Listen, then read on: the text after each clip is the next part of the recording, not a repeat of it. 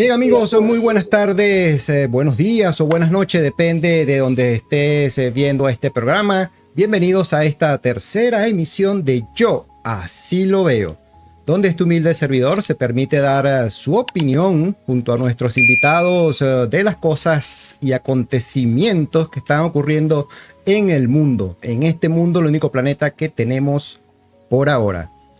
El día de hoy tenemos un invitado bastante especial y es el economista Ingerson Freites. Él es profesor de la Universidad Central de Venezuela, que nos estará comentando cómo está cerrando o cómo cerró Venezuela el año 2023 y qué perspectivas económicas se tienen para el año 2024, y también nos va a hacer quizás un análisis global de la economía. Buenas tardes, profesor Freites, ¿cómo le va? Hola César, ¿cómo estás? Buenas tardes, gracias por la invitación a tu programa.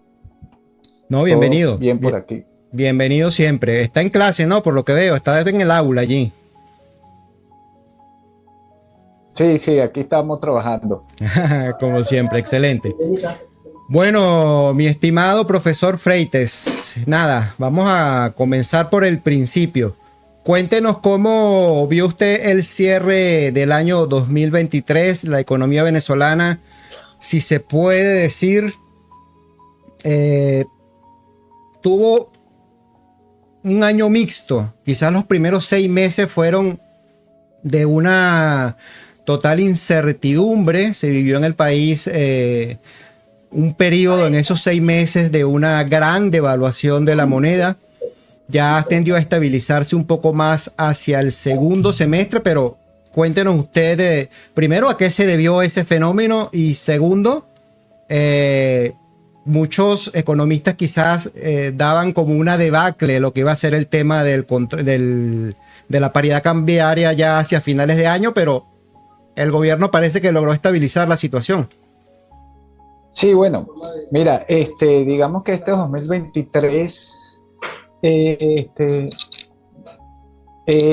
va a cerrar mejor, va a cerrar mejor que el 2024, perdón, que el 2022, y seguramente las perspectivas para el año que viene van a ser mejores. Vamos a contextualizar un poco. Nosotros venimos de 2 años que yo considero hubo mayor dinamismo, que fue el 2021 y el 2022, producto, bueno, de las políticas que el gobierno aplicó en aquel momento, sobre todo de esa política cambiaria, no, o monetaria, que permitió reducir la hiperinflación o detener la hiperinflación. Eso hay que reconocerlo al gobierno nacional, ¿no? No obstante, veníamos con cierto dinamismo porque se generó cierta confianza, la política arancelaria para la importación de productos, se empezaron a crear los bodegones y todo ese tipo de cosas. Eso permitió que existiera un mayor dinamismo en la economía venezolana. Sin embargo, a mediados del año pasado, el 2022, la implementación del impuesto a las grandes transacciones financieras fue un duro golpe para la confianza y el dinamismo de la economía venezolana, y eso hizo que efectivamente el consumo, que es un elemento fundamental dentro de cualquier economía, se detuviera. Trajo como consecuencia entonces un retroceso de la producción y del intercambio de bienes y servicios. Y cerramos el 2022, digamos, ese crecimiento moderado y no el esperado como tal. El 2023 comienza un primer semestre, tal como tú lo dijiste, bastante lento, con pocas expectativas de mejora. El tipo de cambio efectivamente ha venido creciendo, ha venido ajustándose a la dinámica económica. También hay que decir que, bueno, este tipo de cambio gradual permitió o hizo que el gobierno nacional inyectara una gran cantidad de dólares a, para mantener el tipo de cambio, la economía. Es decir, eso podría ser un dilema, para el gobierno nacional, pero bueno, también tenemos que evaluar que la economía venezolana tiene cierto signo a ser volátil a través del tipo de cambio, entonces eso permitió que la inflación no sea mayor a la que es actualmente. Creo ¿De cuánto estamos que estábamos hablando, hablando. profesor? Que los niveles de inflaciones reales, ¿de qué cifra estamos hablando? Perdón, me repite la pregunta, César. Sí, la cifra de inflación Con- real con la cual vamos a cerrar o se cerró el 2023, aunque faltan unos días, el día que estamos grabando un 28 de diciembre, pero bueno, ya se deben tener algunas proyecciones. ¿Cuál es Sí, la cifra efectivamente. oficial de inflación con la cual va a cerrar el año 2023 Venezuela?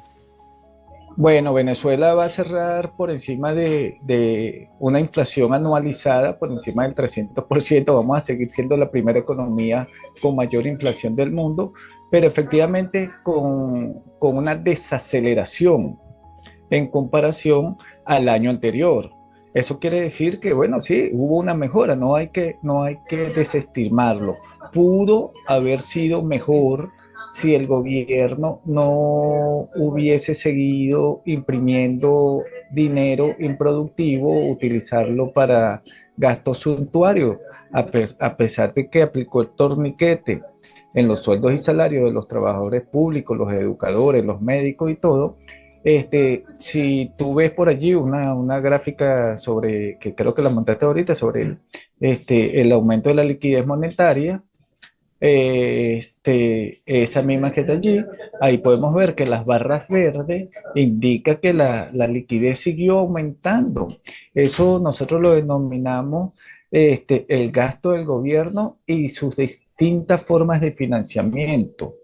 Entonces, eso es lo que ha provocado, más que el tipo de cambio, que haya inflación y que sigamos siendo el primer país con mayor inflación en el mundo. Entonces, Ah, lo que pasa, César, es que no hay una política económica, macroeconómica, una política fiscal integral que pueda evaluar cada una de las dimensiones de la política económica en general.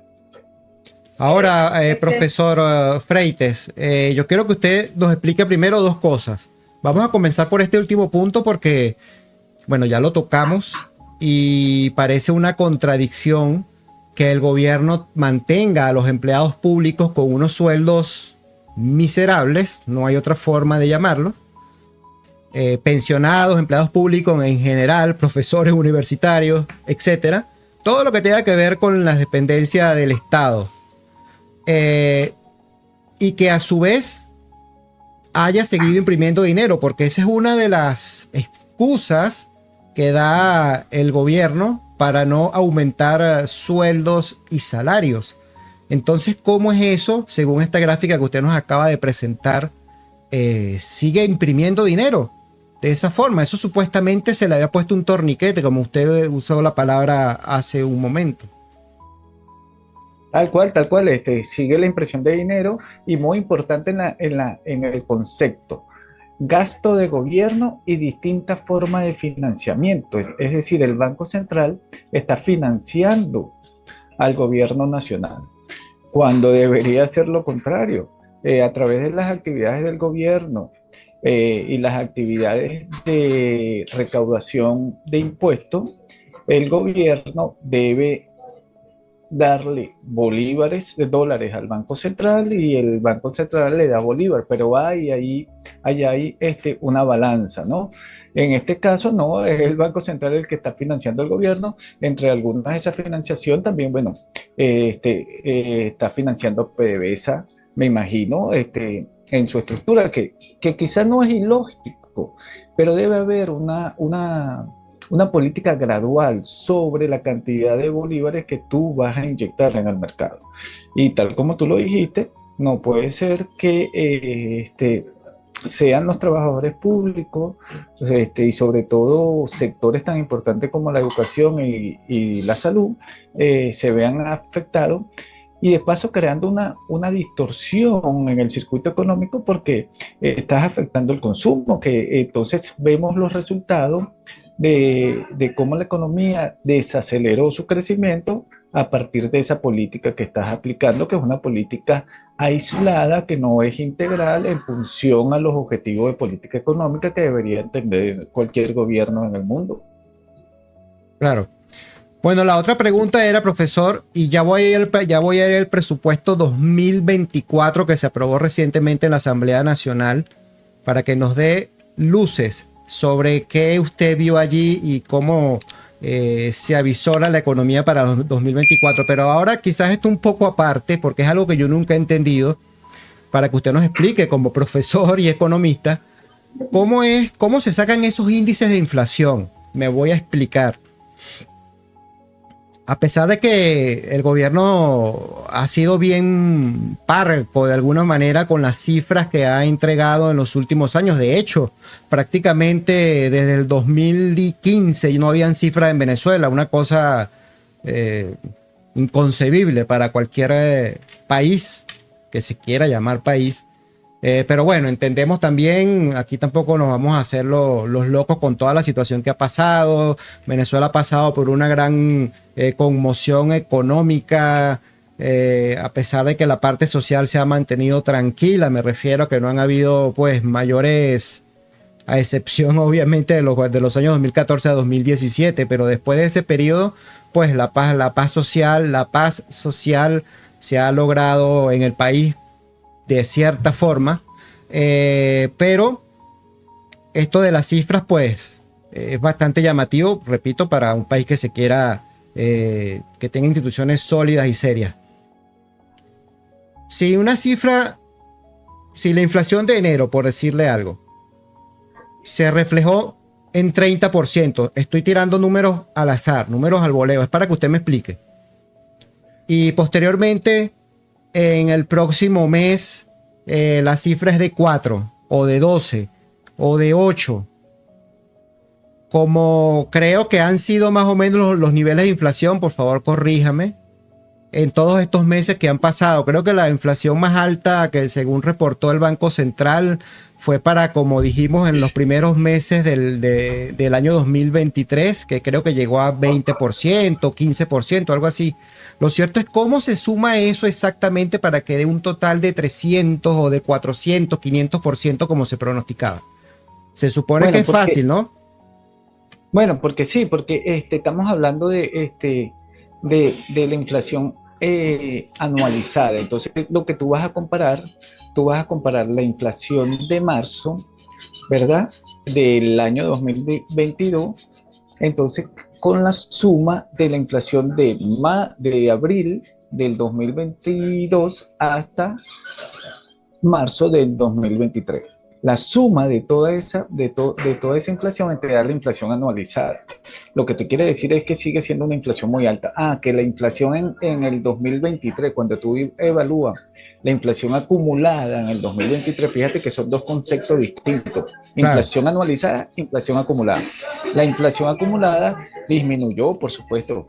No disminuyó al ritmo que esperábamos, o en el número que esperábamos, pero efectivamente hay que reconocer que disminuyó. No obstante, por eso es que hay cierta observación en la inflación, porque hay una emisión de dinero que si no lo hubieses hecho tan desproporcionada como se hizo en este año 2023, la inflación iba a ser mucho menor. Y la inflación entonces acumulada, que sería el dato que estaba buscando en principio, ¿de cuánto es en el 2023? Ya hablamos que la anualizada es 300, más de 300%. Y la acumulada, que es el concepto que estamos tratando ahora. Exactamente, bueno, la inflación la acumulada hasta ahora, si me das un chancecito, yo te la busco por aquí porque no tengo el número. Sí, no se preocupe. Ya te voy a dar ya te voy a decir cuál es la inflación acumulada hasta el mes de noviembre, que era la que tenemos nosotros en el observatorio. A ver, ya te lo vamos No, no se a dar por preocupe. aquí. Así vamos nosotros viendo. Ok, exacto. Entonces, estamos diciendo. mm, a ver, ya me la están buscando por aquí. Ya ahorita, Si ya quiere te la lo voy tiene a decir. allí, Sí, la tiene exacto. allí y me da ese dato al Ajá, final, pero bueno, ya es ajá, importante que los espectadores sepan que hay una diferencia. Inflación anualizada, hay que oír bien cuando se nos hablan de datos económicos para que no nos exactamente. agarren desprevenidos, y la inflación acumulada, que es la que sería Correcto. la que se está tratando ese año en específico del cual se está hablando y que va de enero a diciembre. Se suma y listo. Exactamente. Correcto, Exactamente. correcto. Exactamente. Bueno, Exactamente. ok, profesor, ahora. Ok, Presu fíjate, ya la tenemos. La inflación Listo. acumulada, hasta la inflación acumulada hasta noviembre del 2023 es de 182,9%. Y la, y la 182,9. no, 182,9%. Y la acumulada 282,8%. Casi 300%. Correcto, correcto. Bueno, 189% no es para tirar cohete, ¿no? Pero para como veníamos, que era inflaciones de miles por ciento, hasta de millones por ciento llegó a Claro, ser, claro. ¿cierto? Sí, sí, una hiperinflación grandísima. Horrible, sí. Una de las más altas y las más largas del mundo. Del mundo, sí, señor. En toda la historia. Sí, sí. Sí, tal cual. Correcto. Bueno, profesor, vamos entonces con el presupuesto 2024. Recientemente la vicepresidenta de la República, Delcy Rodríguez, presentó lo que fue el proyecto de presupuesto 2024 que fue aprobado por unanimidad en la Asamblea Nacional. Yo estuve sacando algunas cuentas allí. Y me gustaría, por favor, que me corrigiera si estoy mal. Estuve sacando la cuenta del presupuesto y es un poco más de 18.300 millones de dólares el presupuesto 2024. Por favor, repito, corríjame si me estoy equivocando.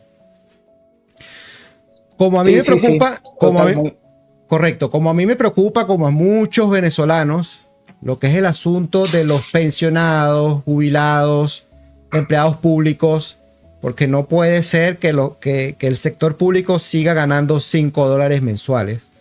Yo estuve sacando una cuenta y llevar eso a $150 mensuales, que es lo que muchos economistas han propuesto. Estamos hablando de aproximadamente entre 12.500 y 12.500 millones de dólares solamente en ese tema, quedando sí. para el resto del funcionamiento del Estado 6.500 millones a lo sumo. Eso es absolutamente inviable, profesor. Evidentemente un Estado no puede funcionar con 6.500 millones de dólares. Ahora, hay un dato que mucha gente no sabe. El presupuesto, según han denunciado algunas personas que saben de este tema, y por eso es que le estoy preguntando con tanto detalle, el presupuesto se calculó a un precio de barril de $13 o $18. No estoy seguro de la cifra, pero una de esas dos. Cuando por muy bajo que esté el petróleo en el año 2024, no va a bajar de $60. Son todas las proyecciones que hay. De hecho, puede ver el programa que hicimos, el episodio 2 de Yo Así Lo Veo, que está colgado en el canal, donde hablamos extensamente con un experto petrolero sobre este tema. Ahora, profesor, dígame todos los datos que yo les he dado. Primero, si estoy equivocado en algo, y segundo, su visión con respecto a esto de los salarios, el dinero que habría que invertir para subir el sueldo a $150 y todo lo que ya expuse. Bueno, fíjate, a veces es difícil tener una opinión correcta sobre este tipo de presupuestos que son bizarros. O sea, a veces uno mismo se pregunta, bueno, pero esto no es ni siquiera un presupuesto. porque no cumple con las premisas establecidas en los marcos regulatorios del país, entre la Constitución y los planes establecidos por la República para poder formular un presupuesto público. De paso, acuérdate que este presupuesto está influenciado por lo que llaman la ley antibloqueo. Entonces, por eso es que existe toda esa serie de distorsiones, no hay transparencia, no hay método científico aplicado al presupuesto, y ellos simplemente están dando un número. Están dando un número. Cuando tú haces un presupuesto, tú haces un diagnóstico del país. Tú haces ese diagnóstico, incluye las necesidades e incluye cuáles son los planes y proyectos que tú vas a aplicar en el país durante ese periodo. Entonces, ese número, digamos que es un número vacío, que ellos, por cumplir cierta formalidad, lo están aplicando. Y es tan grave la situación que ellos quieren manejarse a partir de créditos adicionales y eso que llaman ahora los famosos bonos que están aplicando como para que no exista retroactividad dentro de los salarios. Efectivamente, tú estás dando un monto de $12,000 millones, ¿no? Pues mensuales. 18.500, 18.300 millones de dólares el presupuesto 2024. 18.500 millones de dólares. Sin embargo, también hay cierta duda sobre cuál es la cantidad de empleados públicos que verdaderamente existen y que se consideran empleados públicos. Cuando tú ves el presupuesto, y te voy a hablar del presupuesto 2022, no he visto el 2024, perdón, el del presupuesto de 2023. A lo sumo, los ministerios e instituciones centralizadas del Estado no tenían más de 60.000 empleados. Eso sin sumarle efectivamente los maestros, los oficiales militares, policiales, las alcaldías, todo ese tipo de cosas. No obstante, sigue siendo un misterio cuál es la cantidad exacta. Hay un peso importante dentro de ese gasto de salario que asumo yo que creo que son los jubilados y pensionados. Eso sí es un peso importante, pero tú tienes que hacer un plan. Para hacer un plan tú tienes que analizarlo y comenzar a clasificar, ¿verdad? Con esto no quiero decir que los jubilados y los pensionados tú los tienes que dejar a un lado, no, lo que tú tienes que clasificar.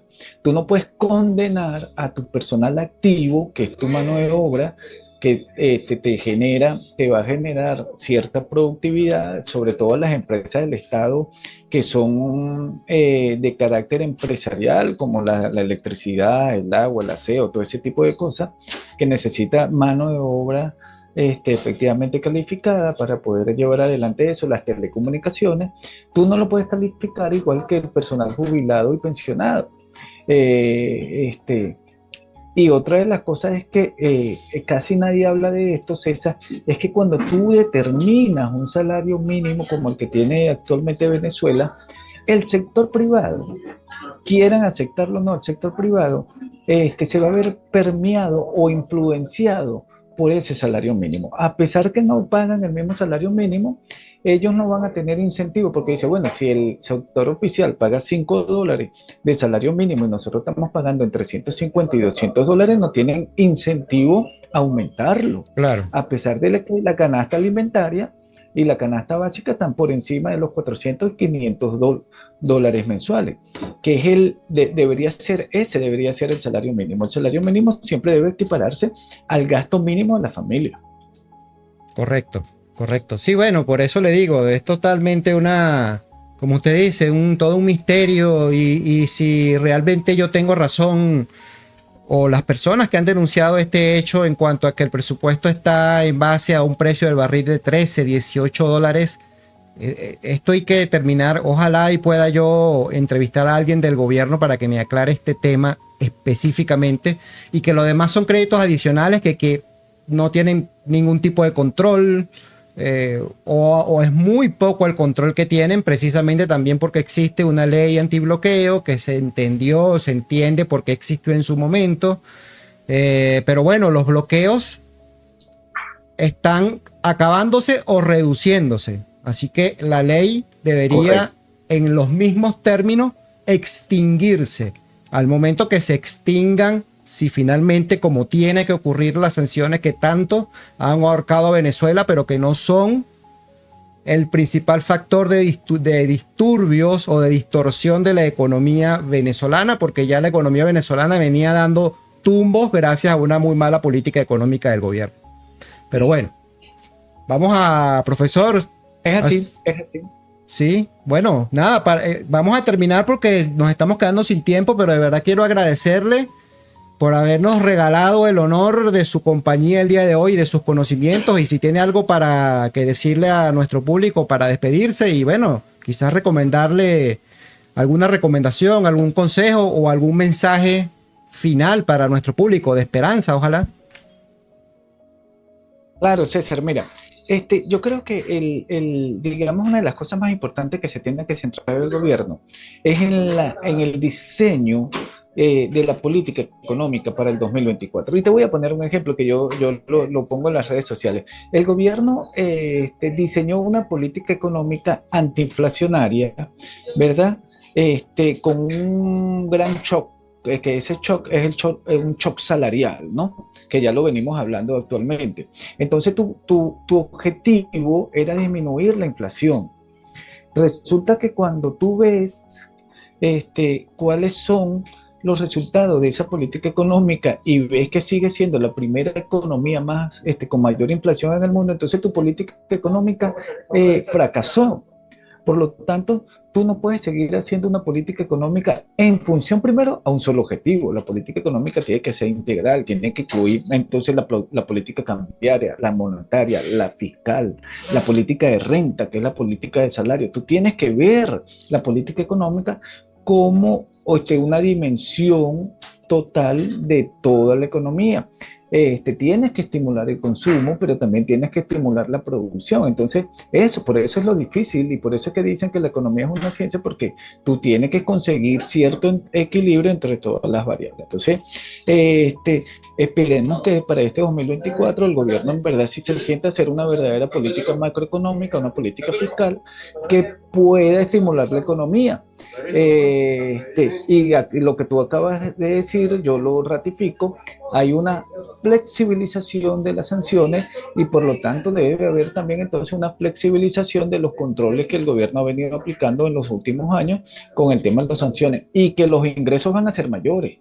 Entonces debe haber también una transparencia en la aplicación del presupuesto y del dinero que es público y de todos los venezolanos. Claro, los ingresos en 2024 solamente por ingresos petroleros, según me comentaba el experto que tuvimos la semana pasada, Einstein Millán, van a ser superiores a los 20.000 millones de dólares, solamente por ingresos petroleros.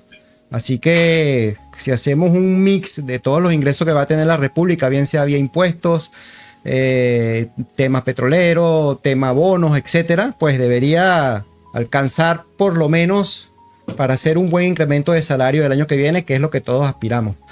Bueno, profesor, ahora sí nos despedimos, estamos ya sobre la hora. Le agradezco mucho y con ustedes, amigos, simplemente será hasta una próxima oportunidad. Recuerden que tenemos entrevista todos los jueves y también tenemos otras sorpresitas durante la semana. Por favor, no se olviden de suscribirse para que no se pierdan de nada y me ayuden a crecer con este canal. Todos juntos vamos a crecer en este canal. Muchas gracias y hasta la próxima. Gracias, César. Chao a todos.